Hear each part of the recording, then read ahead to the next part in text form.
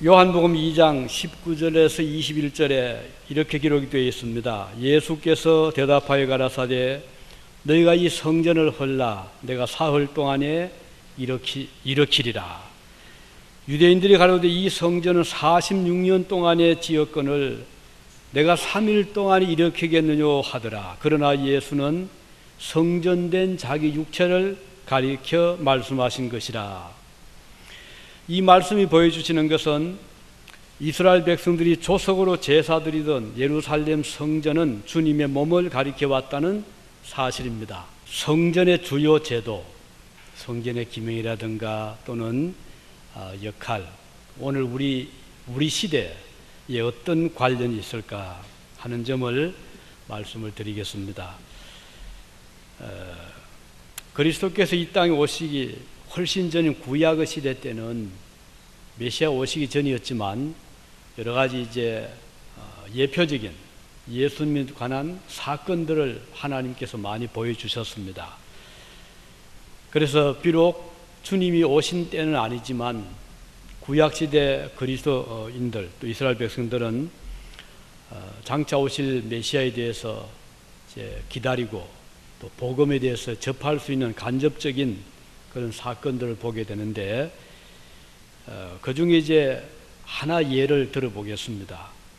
백성들이 광야를 거쳐서 가나안 땅으로 가던 중에 호르라고 하는 산을 거쳐서 에돔 땅으로 가던 도중이었죠. 그런데 마침 길이 험난하고 거칠었습니다.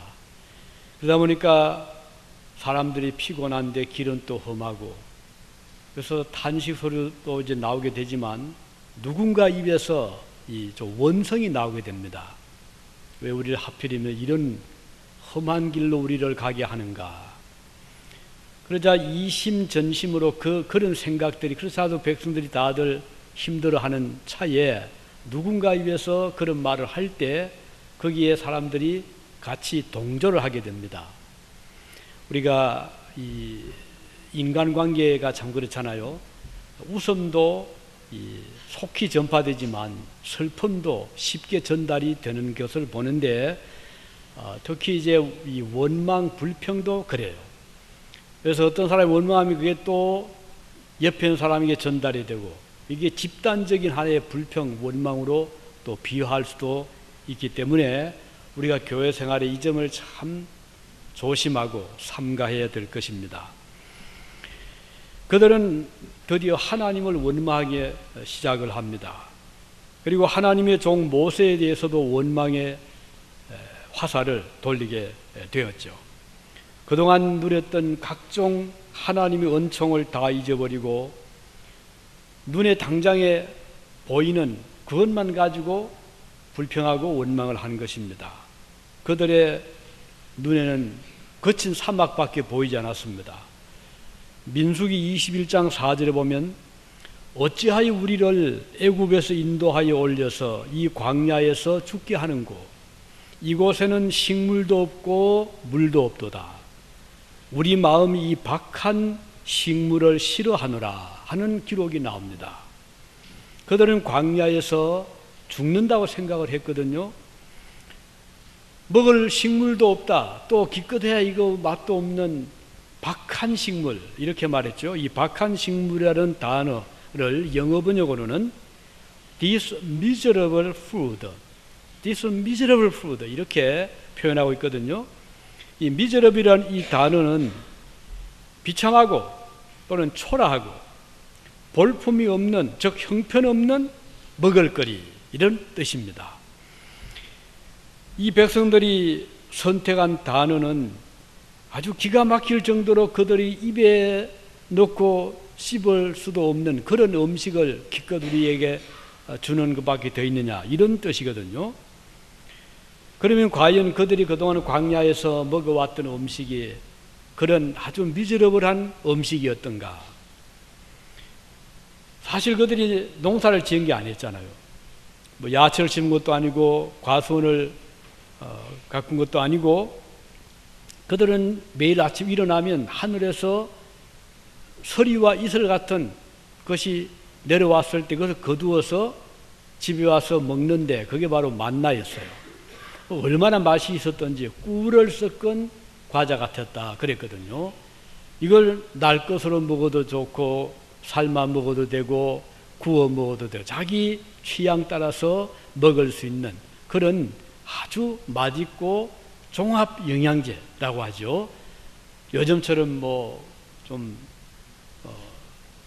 음식을 좀 보충하는 의미에서 바이타민을 먹는다거나 칼슘을 먹는다거나 미네랄 이런 게 필요 없어요. 이거는 그 만나만 먹으면은 몸이 건강하고 그리고 전혀 영양 실조가 없는 입에 맛도 좋고 몸에도 좋은 그런 음식이었거든요.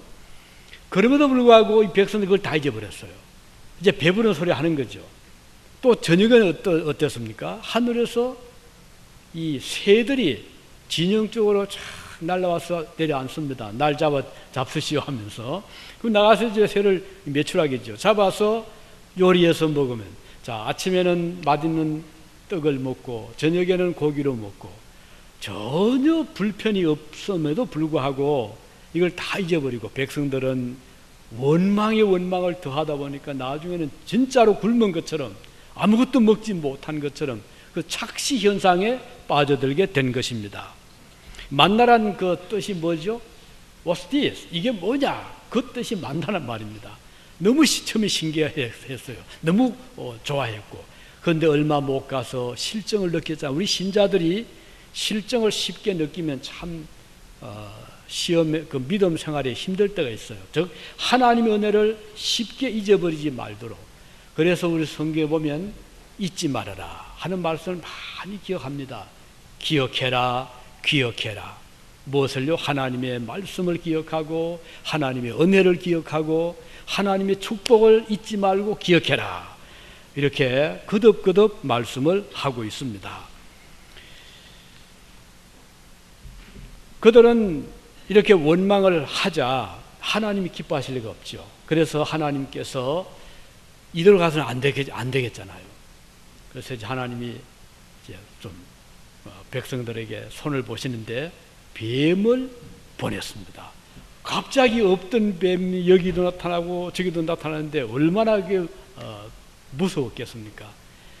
그 날렵한 이 불뱀, 뱀들은 나타나면 무는데 물리면은 몸이 뚱뚱 붓고 아파 눕게 되고 죽게도 되고 그래서 사방이 야단이 났습니다.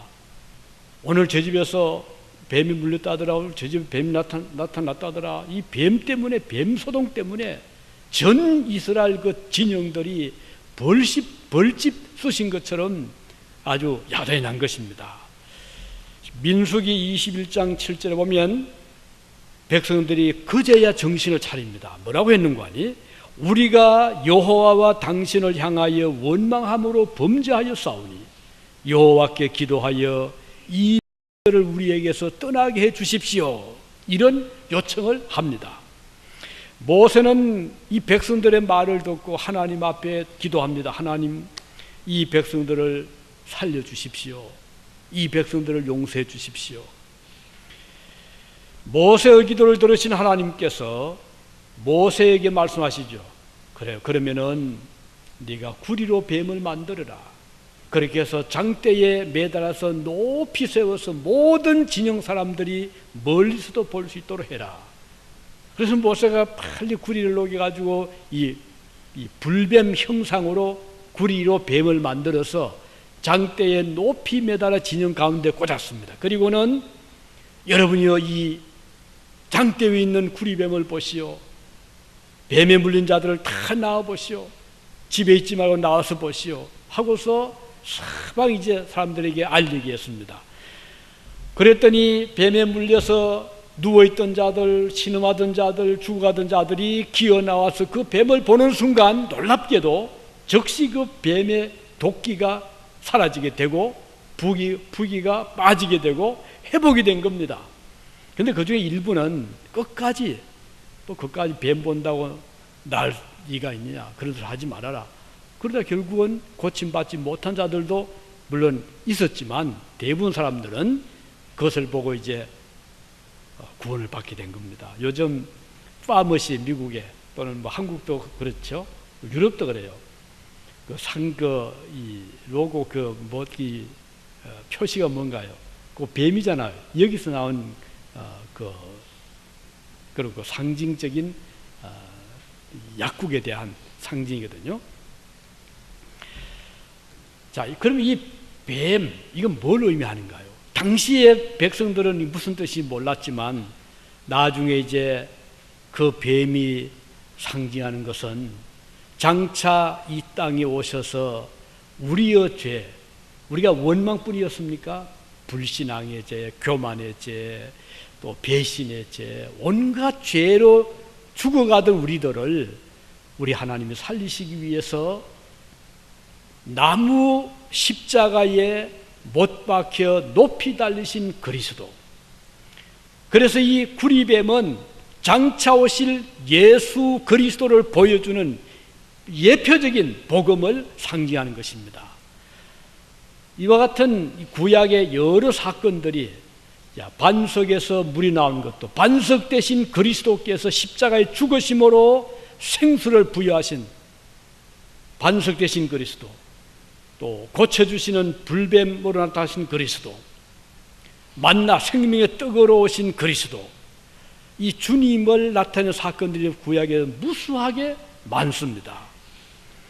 오늘 본문이 보여주는 이 성전의 제도들도 마찬가지입니다. 우리 생각하기를 그 구약에 뭐 일시적으로 광야에서 있었던 그 천막의 그런 그 성전 기구들 우리가 무슨 상관이 있으랴 이렇게 생각할 수 있지만 사실은 그 속에 하나의 그 하나님이 지시하시고 만드신 제도 속에는 오늘 우리 이 시대에 우리들에게 주신 이 복음적인 내용들이 많이 함축이 되어 있습니다.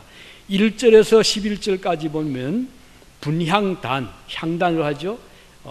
장이 1규빗, 광이 1규빗, 높이가 2규빗, 그런 향단도 그런 의미고, 그 다음은 11절에서 16절까지 보면 성전 세금을 거두잖아요.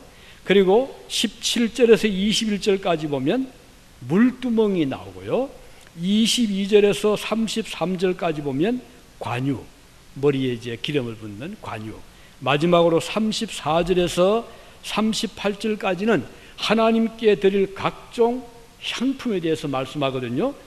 이런 성전의 도면과 제도들은 복음의 요소들을 함축하고 있기 때문에 오늘 우리들에게 매우 소중한 의미가 있는 말씀들입니다.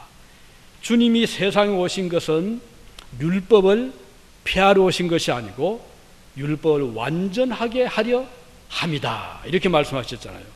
마태복음 5장 17절에 내가 율법이나 선지자나 폐하러 온 줄 생각하지 말아라.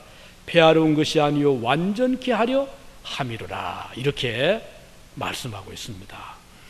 자, 먼저 분향단에 관한 말씀입니다. 이 분향단은 하나님께 향불을 드리는 그 조그만 상이죠. 크기는 말씀드린 대로 1규빗에서 정방향이고 높이가 2규빗인데 그 네 모서리에 뿔이 달려 있었습니다. 그리고 정금으로 싸서 이 금빛 찬란하도록 만들었습니다. 그리고 두는 장소는 법궤가 있는 지성소 바로 앞에 그 휘장 이 바깥쪽이죠. 그 가운데다가 그것을 두었습니다. 그리고 매일 아침 저녁에 아론으로 하여금 향기로운 향을 그 위에 두고 향불을 피워서 그 향을 하나님께 드리도록 했습니다. 본문 9절에 보면 기록하기를 너희는 그 위에 다른 향을 사르지 말아라. 여기 한 제도입니다. 자, 첫째는 향을 매일 피워라. 그리고 그 향은 아론뿐 아니라 그 아들들에게 가서도 자자손손이 향을 피워라. 향을 피우되 다른 향은 드리지 말아라, 이렇게 말씀을 하고 있습니다. 자, 그러면 여기서 우리가 향기가 다 다르잖아요. 우리도 요즘도 뭐 가령 우리가 좋아하는 향품 중에서 각자가 취향이 있을 겁니다. 나는 뭐 사과향이 좋다, 나는 장미향이 좋다, 뭐 있겠는데 내가 좋아한다고 가져와서 그거 두면 안 된다 이 말이에요. 나는 성전에 두는 그 향보다는 나는 저 향이 더 좋습니다 라고 그걸 가져오지 마라 이 말이에요. 내가 좋아하든 좋아하지 않든 하나님이 정하신 그 향은 반드시 갖다 드리라. 여기에서 우리가 하나님을 섬기는 자의 자세를 볼 수가 있습니다. 하나님은 내 취향에 따라서 섬기는 그런 대상이 돼서 안 된다 이 말이에요. 이건 내가 좋으니까, 내가 편리하니까 섬기고, 이건 좀 불편하니까 나는 이건 하지 않겠다, 그렇게 하지 말고 하나님께서 지시하신 향을 반드시 드려라. 실제로 다른 향을 드렸다가 하나님께 벌을 받고 목숨을 잃은 경우도 있었거든요. 우리가 주님을 섬길 때 내 뜻대로 주를, 내 생각대로 섬기려 하지 마시길 바랍니다. 하나님께서 원하시는, 주님이 명하신, 주님이 말씀하신 대로 하나님을 섬기는 것이 올바른 성도의 자세라는 것입니다. 이 분향단은 둔 곳이 지성소 안에 있는 법궤와 가까운 곳이라 했죠. 하나님과 교제를 나누되 가까운 교제를 나누는 것을 의미합니다. 향은 뭘 의미하죠? 요한계시록 보면 성도들의 기도라고 했습니다. 그러면 성도가 하나님을 가까이 하는 방법이 뭔가? 기도의 향을 피우는 것입니다. 하나님 앞에 기도하는 성도는 가장 가깝게 하나님을 모시는 자라고 할 수 있죠. 언제 하나님께 기도하나요?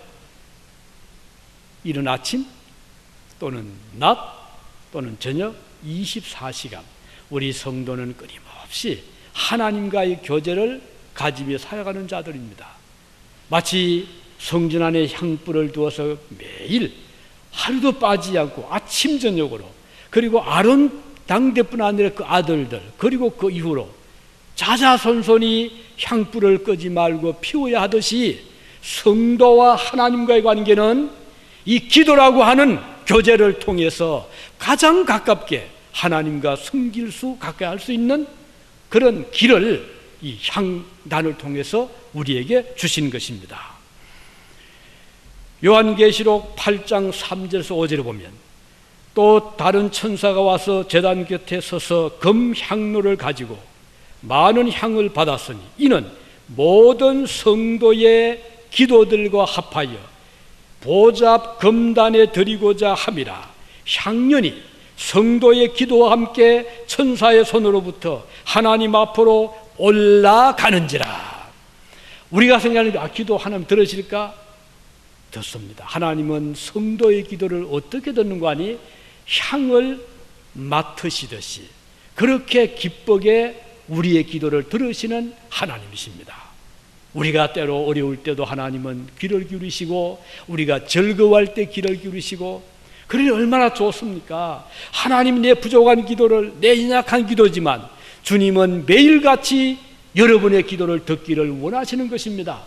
얼마나 기도할 게 많잖아요. 개인적으로, 가정적으로, 혹은 어떤 우리 교회적으로, 사회적으로, 또는 경제적 어려움 때문에, 건강 때문에, 자녀들 때문에 기도할 것이 많은데 하나님이 귀찮아하시고 또 기도하 이렇게 하시지 않고요, 우리가 주님을 향해서 음성을 내는 순간 주님은 귀를 기울여 주시는데 마치 그 맡기 좋아하는 향을 맡듯이 여러분의 기도를 하나님은 듣기를 원하신다, 이 말씀입니다. 이 분향단은 매일같이 드리는 것입니다. 향불 끄서 안 돼요? 끄서는 안 됩니다. 우리 기도를 언제 하죠? 쉬지 말고 기도해라. 기도는 24시간 오픈되어 있어야 됩니다. 이게 하나님이 기뻐하시는 향불과 같은 성도의 기도라는 것입니다. 다른 불을 드리지 마라 그랬죠? 반드시 하나님께서 정해주신 향을 피워드려야 합니다. 즉 하나님이 기뻐하시는 제사를 드려야 된다 이 말입니다. 하나님이 기뻐하시는 제사는 무엇인가요? 상한 심령, 죄로 인해서 애통하는 심령, 회개하는 마음이죠. 믿음의 기도를 주님이 기뻐하십니다.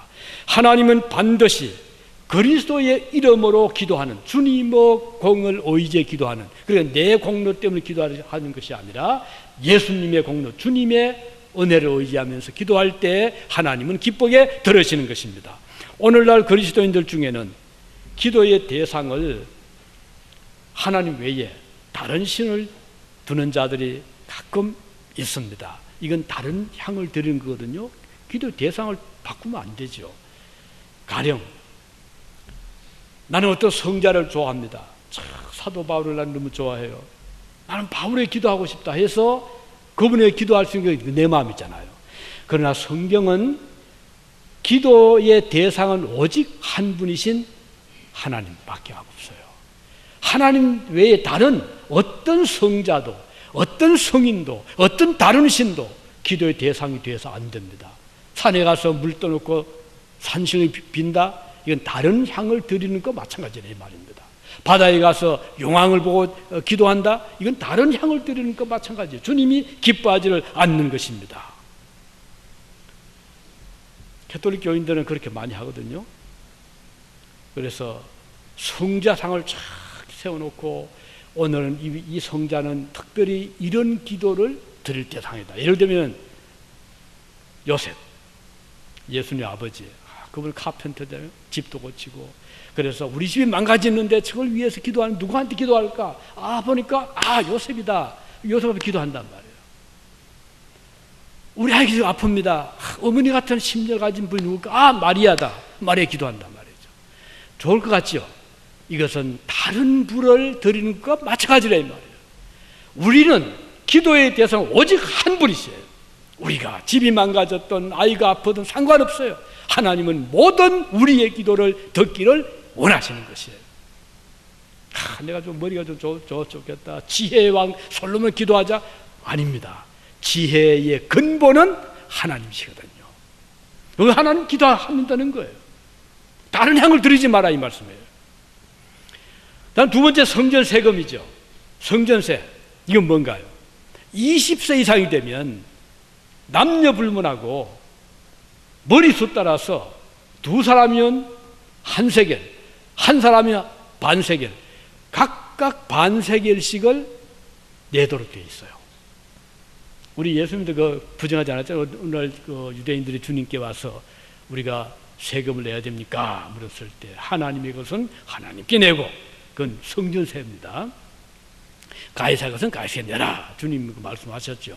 그래서 제자들이 가서 이제 바다에 가서 낚시를 던졌더니 그 물린 입속에 반색이 나왔잖아요. 세금을 내라 이렇게 그런 적이 있었잖아요. 자, 이 성전 이 세금은요. 그러면 나는 부자인데 나는 뭐 반세는 아무것도 아니야. 나는 한 10세겔 좀 내고 싶습니다. 그렇다고 해서 10세겔 내면 되느냐? 그 주님 기뻐하지 않아요. 아무리 부자라도 한 세겔. 저는 가난했어요. 지금 그 반세겔도 힘듭니다. 그래도 반세겔이에요. 이건 뭘 의미하는 거 아니? 생명의 존엄성의 동등성입니다. 부자든 가난하든 잘났든 못났든 누구나 하나님 앞에서는 똑같은 가치를 가진 진인 하나님의 생명체다. 그래서 이 성전세는 하나님 앞에 백성으로서 떳떳이 드릴 그런 세라, 그런 세금이라 이 말입니다.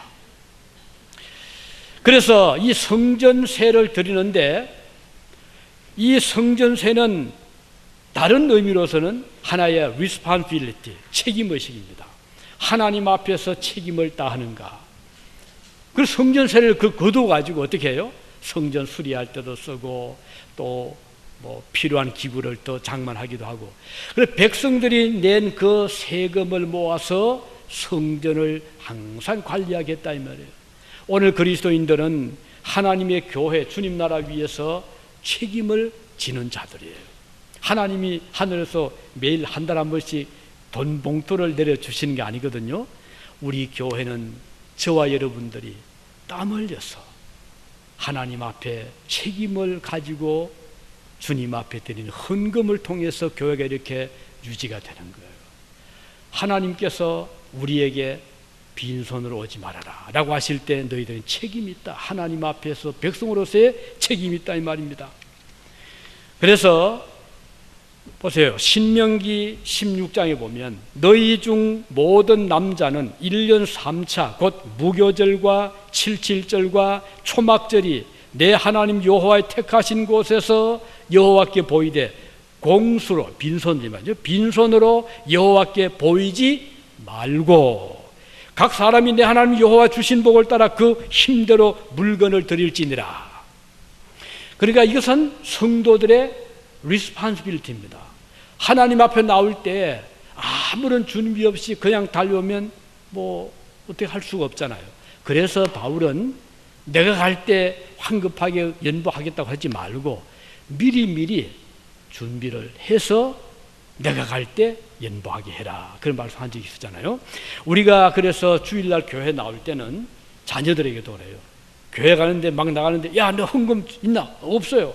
좀 기다려봐라. 막 이래 하지 마시고 미리 부모가 미리미리 딱 이건 너 주일날 교회 갈 때 드리는 헌금이 여기 있다. 미리 이렇게, 그게 정성이거든요.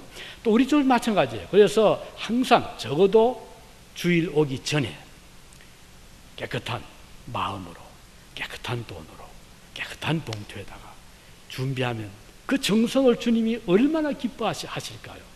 어차피 하나님 앞에 드리는데 정성이 없이 드리는 거하고 정성이 있게 드리는 거하고는 주님이 평가는 다른 것이에요.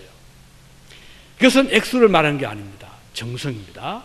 어느 날 주님께서 성전에 가셨을 때 한 사람은 큰 소리로 뭐 기도하고 떠들었잖아요. 저는 뭐 11조도 잘하고 금식도 하고 이렇게 삽니다 라고 바리새인이 기도할 때, 한 사람은, 한 가난한 그 과부는 저 한쪽 구석에서 얼굴도 제대로 못 들고 적은 소리, 모기만한 소리로 겨우겨우 부끄러워서 그 조그만 동전 한 입을 넣습니다. 그때 주님께서 보셨거든요. 그리고 지자들이 누가 더 많이 했느냐? 저 바리새인이냐? 아니면 저 과부냐? 저 과부가 더 많이 했다. 이게 하나님 평가 그런 거예요. 그 정성이고 그리고 전부를 드리냐, 이것을 보시는 거거든요. 책임, 성도는 교회 올 때 책임을 가져요. 그러면 꼭 물질뿐 아니에요. 시간에 대한 책임입니다. 하나님 앞에 드는 시간을 아까워하지 말자 이거예요. 또 봉사에 대한 책임입니다. 우리 그리스도인들은 주님 앞에 올 때 그런 책임 가지고 시간을 드리고 봉사, 그다음 재능, 하나님 앞에 얼마나 좋습니까? 주님이 주신 멋진 음성 하나님 앞에 드릴 때 그 기쁨이잖아요. 그리고 악기를 다루는 재능, 또 주님 앞에 드리는 그런 봉사, 이게 다 우리 성도들이 하나님 앞에 드릴 수 있는 값진 그런 하나의 그 성전 세와 같은 것으로 볼 수가 있는 것입니다. 그 다음은 물두멍이죠. 물두멍은 아까 우리 그림 보시죠. 좀 꽤 큰데 거기 항상 맑은 물을 채워둡니다. 그럼 제사장이 들어와서 제사를 드릴 때 반드시 손과 발을 씻게 돼 있어요. 손발을 씻지 않고 하나님 앞에 나오다가는 하나님이 받지 않습니다. 그는 죽고 맙니다. 그만큼 엄격하게 씻는 것을 중시해서, 그래서 반드시 물을 거기 두게 했어요. 이건 뭘 의미하는 거예요? 주님 앞에 나오는 성도는 반드시 회개의 과정을 거쳐야 된다 말이에요. 하나님 앞에 나올 때 우리의 허물과 죄를 하나님 앞에 고백하고 용서받고, 이 주님 앞에 드리는 이 고백입니다. 개도릭 교회에서는 어떻게 하나요? 고해성사하죠. 누구 앞에? 사제 앞에. 이게 아닙니다. 하나님 앞에 드린 것이 진정한 회개입니다. 주님 앞에 날마다 회개하고 순간마다 회개하고, 그래서 이 물두멍은 반드시 갖춰야 될 성전 안의 기구였습니다. 그 다음은 관유지요. 이 관유라는 것은 기름입니다. 이 관유는 제사장을 세울 때 머리에 붓는 기름, 하나님의 종들에게 붓는 기름인데 23절에 보면 구체적으로 어떤 기름인가 잘 설명하고 있습니다. 이 기름은 아주 고급 기름으로 향도 좋은 기름입니다. 아론과 그의 아들들에게 이 기름을 부어서 제사장의 직을 감당하게 하라고 말씀하십니다. 아무나 기름을 부을 수 없는 겁니다. 하나님의 성령의 기름. 그래서 하나님께서 성령을 주시는데 아무에게나 부어주지 않습니다. 하나님이 종들에게만 부어주십니다. 이 성령의 기름을 부어받은 자들은 참 복된 자들입니다. 왜? 하나님의 성령이 우리와 함께 하시기 때문에. 그래서 우리가 갈 때 혼자 가지 않습니다. 주님과 함께 가는, 하나님과 동행하는 삶을 살아갈 수 있기 때문입니다.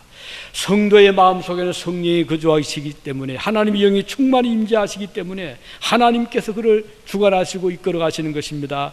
관유는 구별시킵니다. 누구와? 세상 사람과. 하나님 백성과를 구별시킵니다. 그러므로 성령의 기름을 부음받은 자들은 세상과 구별된 삶을 사는 자들입니다. 마지막으로 성막 안에 비춰야 될 것이 있는데 향이라고 했습니다. 향단에 그 향을 두잖아요. 이 향을 보면 조금 더 그 이름 낯설어요. 소합향이라는 것이 있고 나감향, 그리고 마지막으로 또 풍자향, 세 가지가 나오는데요. 이 향에다가 소금을 또 칩니다. 향도 좋은데 또 소금을 쳐요. 이것은 하나의 서약입니다. 약속, 분리별의 약속입니다. 자, 소야향이라고 하는 이 단어를 보면 이 향은요, 나무의 액체에서 나오는 그 진액인데 이 방울처럼 이렇게 뭉쳐 떨어지는 그걸 받아서 향으로 쓰는 것입니다. 이것은 뭘 의미하나요? 나무의 진액입니다. 그리고 향기로운 향나무의 진액입니다. 성도의 삶에서 우러나오는 그 진한 성도의 삶의 향기를 말합니다. 오늘 저와 여러분은 어떤 삶을 살든 나름대로의 향을 바라며 살아가고 있습니다. 좋은 향을 낼 수도 있고 불편한 향을 낼 수도 있습니다. 불쾌한 향을 줄 수도 있습니다. 당연히 우리는 사람들에게 기쁨을 주고 하나님께 즐거움을 주는 향을 발휘해야 되지 않겠습니까? 이게 뭔가요? 섬기는 삶입니다. 성도의 삶의 아름다운 모습은 향기가 바라듯이 섬기는 삶, 사랑을 베푸는 삶, 위로를 주는 삶을 의미하는 것입니다. 아름다운 선행에서 나오는 진액과 같은 향기는 하나님께서 기쁘게 받으시는 향기라고 하겠습니다. 이 나감향이라고 불리는 이 세헬렛다라고 하는 데고 히브리어 보면 이것은 홍해나 지중해 그 바다에서 나오는 셀피시, 그러니까 조개의 그 한 어떤 부분에 나오는 것인데 이건 불에 탈 때 향이 그렇게 좋답니다. 그래서 자신을 불태울 때 나오는 향을 의미합니다. 성도가 주님을 위해서 태운단 말이에요. 뭘 태운가요? 정열을 태우고, 주를 위해서 마음을 태우고, 주를 위해서 에너지를 태우는 것을 의미합니다. 우리가 하나님 섬길 때 그저 편안하게 섬기면 좋겠지만 그렇게 하면 향이 안 나오는 거예요. 성도가 주를 섬길 때 향이 언제 많이 나오느냐? 자신을 불태울 때. 사도 바울이 주를 위해서 불태우는 그 정열을 가지고 살아갈 때 그 가는 곳마다 그 향기가 발했잖아요. 오늘 우리 그리스도인들은 이와 같은 주를 위한 뜨거운 열정이 필요한 것이고, 그리고 불태우는 정성이 필요한 것이에요. 내 자신을 태우는, 주를 위해서 향을 발하기 위해서는 타야 돼요. 향은 타야 되잖아요. 향은 자체가 소멸되어야 됩니다. 그때 향이 나오거든요. 우리 성도의 희생을 의미하는 것입니다. 풍자향이란 것은 역시 이것도 일종 식물에서 나오는 고무향을 의미하는데, 이것은 그 고무액입니다. 액이죠. 이것은 그 진액입니다. 아주 진액. 우리 성도가 주님 앞에 드릴 때 그 껍데기를 드리는 것이 아니라 그 진액을 드리는, 마치 액기서, 그렇게 붙이면 좋겠죠. 액기서, 인삼 액기서 하듯이 우리 그리스도인들이 하나님 앞에 드리는 성도의 삶은 액기서를 드리는 삶이다. 그런데 어떤 사람 반대가 되면 안 되잖아요. 액기서는 내가 차지하고 껍데기는 주님, 이게 아니잖아요. 가장 좋은 부분을 주님 앞에 드리는, 이것을 말하는 것입니다. 성도는 향기로운 선행으로 하나님을 섬길 때 그 가치가 드러나는 것입니다. 솔로몬은 그의 사랑하는 아내 술라미에게 이렇게 말했죠. 당신은 골짜기의 백합화입니다. 자, 그 표현 속에는 여러 가지 의미가 있잖아요. 골짜기의 백합화는요, 도시에 있는 하원의 백합화 차원이 다릅니다. 하원의 백합화는요, 항상 따뜻한 온도를 맞춰주고 습도를 맞춰주고 매일가 주인이 돌아봐주고 많은 사람들 와서 기여해 주잖아요. 그런데 골짜기의 백합화는 바람이 부는 대로 맞아야 되고, 추우면 추위를 그대로 다 맞아들여야 되고, 비 오면 비 다 맞아야 되고, 그런데 솔로몬은 자기 부인을 보고 너는 하원의 백합을 하지 않고 골짜기의 백합을 할 때는 그 솔로몬의 마음속에 자기 부인에 향한 그 깊은 정을 그렇게 표현하고 있는 거예요. 이게 무슨 말인가요? 골짜기의 백합하는 온갖 시련을 견뎌내는 하나님의 백성, 그리스도인들이 편하게 주를 섬기겠다 하면 그건 화원의 백합화는 될 수 있지만 골짜기의 백합화는 될 수 없는 거예요. 솔로몬의 백합화는 될 수가 없다 이 말입니다. 그리고 얼마나 시달립니까? 바람이 불면 옆에 있는 가시나무에도 찔릴 수도 있을 테고, 어떤 데는 꺾이듯이 바람이 넘어질 수 있을 거고, 그걸 견디면서 향기를 바라는데 누가 알아줍니까? 와서 사람들이 귀엽다 하지 않잖아요. 사람들이 알아주든 알아주지 않든 너무 거기에 신경 쓰지 말아야 말이에요. 많은 교인들이 요즘에 너무 그 사람들의 비위에 신경을 많이 써요. 이렇게 하면 저 사람이 혹시 싫어할까? 이렇게 하면 저 사람 좋아할까? 하나님은 그거 기뻐하지 않습니다. 주님은 사람의 비위를 맞추는 것보다는 하나님 마음에 합한 자가 되라 이 말이에요. 때로는 사람들이 싫어할 수 있어요. 핍박할 수 있잖아요. 박해할 수 있잖아요.